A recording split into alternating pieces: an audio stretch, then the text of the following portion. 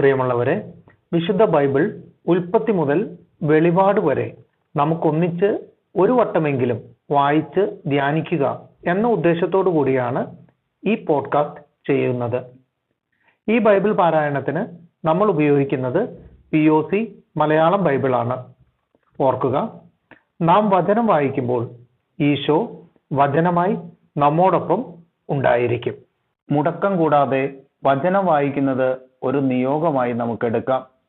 അതിനായി പരിശുദ്ധാത്മാവേ, ഞങ്ങളെ ശക്തിപ്പെടുത്തണമേ എന്ന് പ്രാർത്ഥിക്കാം. അതോടൊപ്പം വചനത്തിലെ വാഗ്ദാനങ്ങൾ ഞങ്ങളിലും ഞങ്ങളുടെ കുടുംബങ്ങളിലും നിറവേറണമേ എന്ന് പ്രാർത്ഥിച്ചുകൊണ്ട് നമുക്ക് ആരംഭിക്കാം. ഇന്ന് നമ്മൾ വായിച്ചു ധ്യാനിക്കുക ന്യായാധിപന്മാരുടെ പുസ്തകം 3, 4 അധ്യായങ്ങളാണ്. അധ്യായം 3.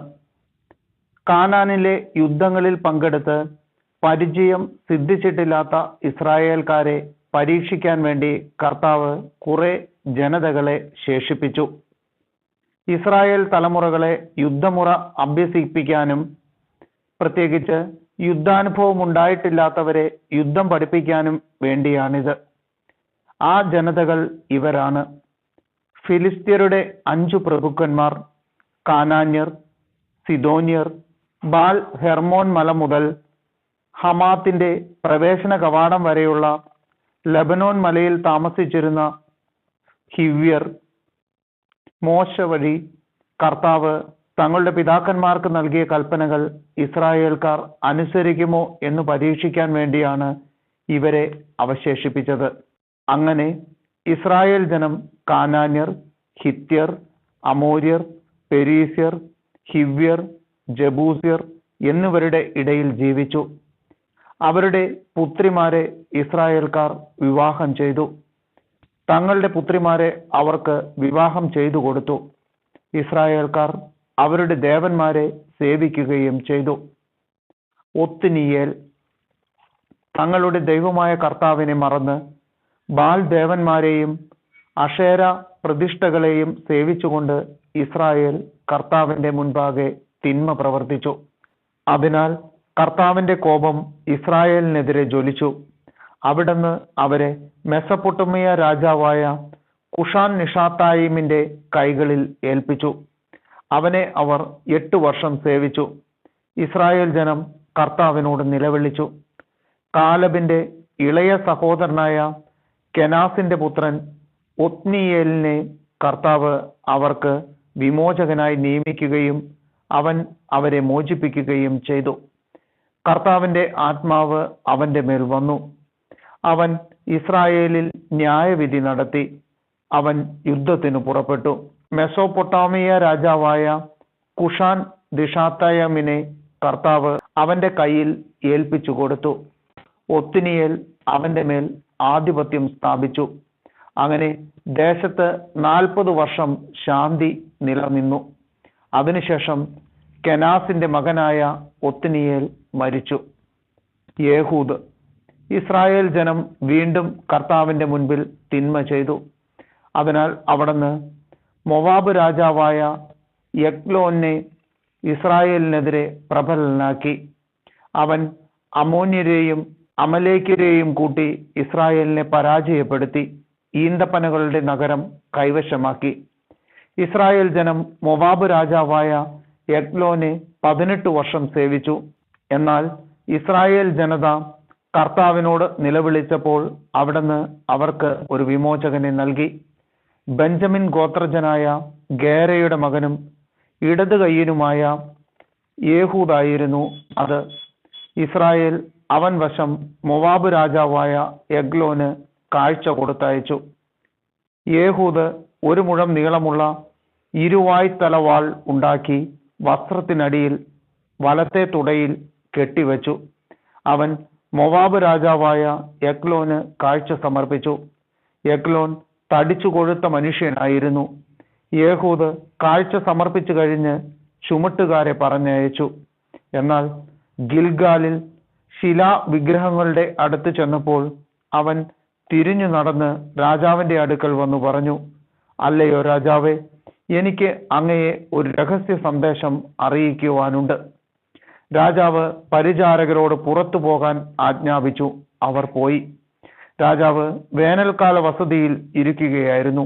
യേഹൂദ് അടുത്തു വന്നു പറഞ്ഞു, ദൈവത്തിൽ നിന്ന് നിനക്കായി ഒരു സന്ദേശം എൻ്റെ പക്കലുണ്ട്. അപ്പോൾ അവൻ എഴുന്നേറ്റ് നിന്നു. യേഹൂദ് ഇടത് കൈകൊണ്ട് വലത്തെ തുടയിൽ നിന്ന് വാൾ വലിച്ചെടുത്ത് അവന്റെ വയറ്റിൽ ശക്തിയായി കുത്തിയിറക്കി. വാളോടൊപ്പം പിടിയും അകത്തു കടന്നു. വാൾ ഊരി എടുക്കാതിരുന്നതുകൊണ്ട് കൊഴുപ്പ് അതിനെ മൂടി. അനന്തരം യേഹൂദ് പൂമുഖത്തിറങ്ങി അവനെ അകത്തിട്ട് വാതിലടച്ചു പൂട്ടി. അവൻ പോയി കഴിഞ്ഞ് പരിചാരകർ വന്നു. മുറിയുടെ കതകുകൾ പൂട്ടിയിരിക്കുന്നത് കണ്ടപ്പോൾ അവൻ ദിനചര്യയ്ക്ക് രഹസ്യമുറിയിലായിരിക്കുമെന്ന് അവർ വിചാരിച്ചു. അവർ കാത്തിരുന്നു കുഴഞ്ഞു. എന്നിട്ടും മുറിയുടെ വാതിലുകൾ തുറക്കാതിരുന്നത് കണ്ടപ്പോൾ അവർ താക്കോൽ എടുത്തു തുറന്നു. അതാ രാജാവ് തറയിൽ മരിച്ചു കിടക്കുന്നു.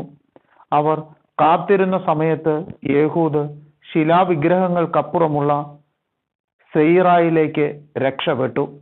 അവൻ എഫ്രായിം മലമ്പ്രദേശത്ത് എത്തിയപ്പോൾ കാഹളം മുഴക്കി. ഇസ്രായേൽ ജനം മലയിൽ നിന്ന് അവന്റെ നേതൃത്വത്തിൽ താഴേക്കിറങ്ങി. അവൻ അവരോട് പറഞ്ഞു, എന്റെ പിന്നാലെ വരിക. കർത്താവ് നിങ്ങളുടെ ശത്രുക്കളായ മൊവാബ്യരെ നിങ്ങളുടെ കൈകളിൽ ഏൽപ്പിച്ചിരിക്കുന്നു. അവർ അവന്റെ പിന്നാലെ പോയി മോവാബിന് എതിരെയുള്ള ജോർദാന്റെ കടവുകൾ പിടിച്ചടക്കി. അതിലെ കടന്നു പോകാൻ ഒരുവനെയും അനുവദിച്ചില്ല. ധീരന്മാരും കരുത്തുറ്റവരുമായ 10,000-ഓളം മൊവാബ്യരെ അന്ന് അവർ കൊന്നു. ഒരുവൻ പോലും രക്ഷപ്പെട്ടില്ല. അങ്ങനെ മൊവാബ് ആ ദിവസം ഇസ്രായേലിന് അധീനമായി. 80 വർഷത്തേക്ക് നാട്ടിൽ ശാന്തി നിലനിന്നു. ഷംഗാർ യേഹൂദിന്റെ പിൻഗാമിയും അനാത്തിന്റെ പുത്രനുമായ ഷംഗാർ 600 ഫിലിസ്ത്യരെ ചാട്ട കൊണ്ട് കൊന്നു. അവനും ഇസ്രായേലിനെ രക്ഷിച്ചു. അധ്യായം 4. ദബോറയും ബാറക്കും. യേഹൂദിന് ശേഷം ഇസ്രായേൽ വീണ്ടും കർത്താവിന്റെ മുൻപിൽ തിന്മ ചെയ്തു. കർത്താവ് അവരെ ഹസോർ ഭരിച്ചിരുന്ന കാനാൻ രാജാവായ യാബീന് വിട്ടുകൊടുത്തു. ഹറോഷത്ത് ഹഗോയിമിൽ വസിച്ചിരുന്ന സിസേറ ആയിരുന്നു അവന്റെ സേനാപതി. അവന് 900 ഇരുമ്പു രഥങ്ങൾ ഉണ്ടായിരുന്നു. അവൻ ഇസ്രായേൽ ജനത്തെ 20 വർഷം ക്രൂരമായി പീഡിപ്പിച്ചു. അപ്പോൾ അവർ കർത്താവിനോട് സഹായത്തിന് നിലവിളിച്ചു. അന്ന് ലെപ്പിദോത്തിന്റെ ഭാര്യയായ ദബോറ പ്രവാചകയാണ് ഇസ്രായേലിൽ ന്യായപാലനം നടത്തിയിരുന്നത്. അവൾ എഫ്രായിം മലനാട്ടിൽ റാമായ്ക്കും ബഥേലിനും ഇടയ്ക്കുള്ള ദബോറായുടെ ഈന്തപ്പനയുടെ കീഴിൽ ഇരിക്കുക പതിവായിരുന്നു.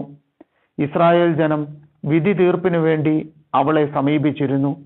അവൾ അബിനോവാമിന്റെ മകനായ ബാറക്കിനെ നഫ്താലിയിലെ കേദഷിൽ നിന്ന് ആളയച്ചു വരുത്തി പറഞ്ഞു, ഇസ്രായേലിന്റെ ദൈവമായ കർത്താവ് നിന്നോട് ആജ്ഞാപിക്കുന്നു, നീ നഫ്താലിയുടെയും സെബുലൂണിന്റെയും ഗോത്രങ്ങളിൽ നിന്ന് 10,000 പേരെ താബോർ മലയിൽ അണിനിരത്തുക.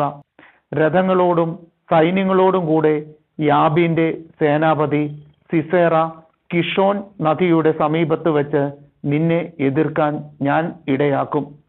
ഞാൻ അവനെ നിന്റെ കയ്യിൽ ഏൽപ്പിച്ചു തരും. ബാറക്ക് അവളോട് പറഞ്ഞു, നീ എന്നോടുകൂടെ വന്നാൽ ഞാൻ പോകാം, ഇല്ലെങ്കിൽ ഞാൻ പോവുകയില്ല. അപ്പോൾ അവൾ പറഞ്ഞു, ഞാൻ തീർച്ചയായും നിന്നോടുകൂടെ പോരാം. പക്ഷേ നിന്റെ ഈ വഴി നിന്നെ മഹത്വത്തിലേക്ക് എത്തിക്കുകയില്ല. കർത്താവ് സിസേറയെ ഒരു സ്ത്രീയുടെ കയ്യിൽ ഏൽപ്പിക്കും. പിന്നീട് ദബോറ എഴുന്നേറ്റ് ബാറക്കിനോട് കൂടെ കേദഷിലേക്ക് പോയി.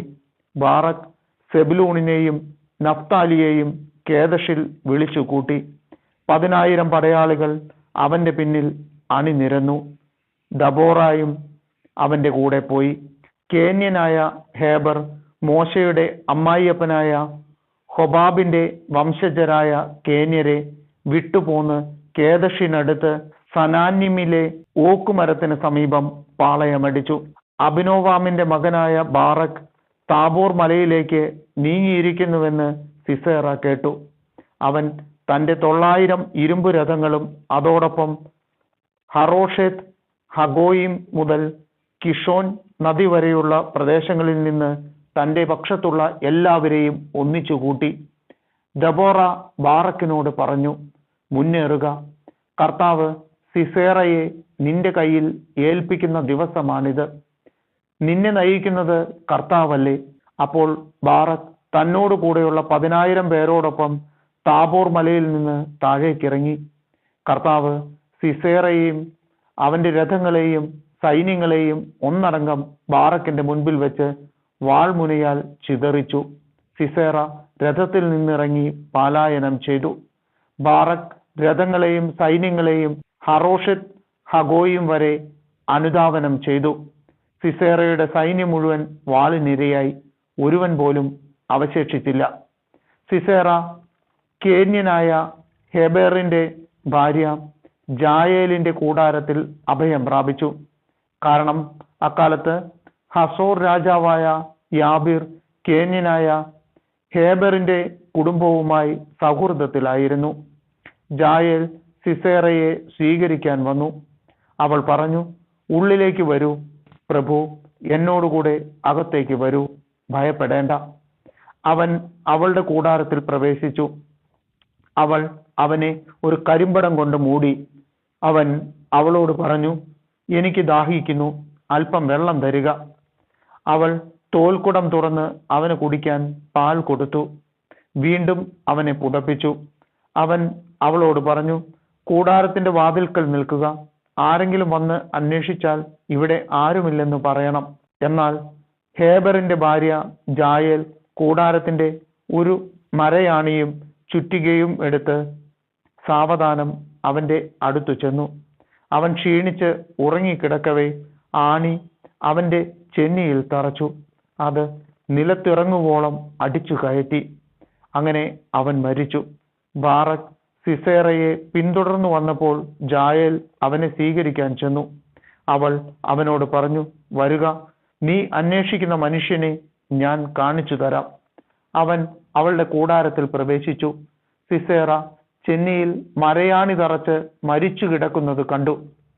അങ്ങനെ ആ ദിവസം കാനാൻ രാജാവായ യാബീനെ ദൈവം ഇസ്രായേൽ ജനതയ്ക്ക് കീഴ്പ്പെടുത്തി. കാനാൻ രാജാവായ യാബീൻ നിശേഷം നശിക്കുന്നതുവരെ ഇസ്രായേൽ ജനം അവനെ മേൽക്കുമേൽ പീഡിപ്പിച്ചുകൊണ്ടിരുന്നു.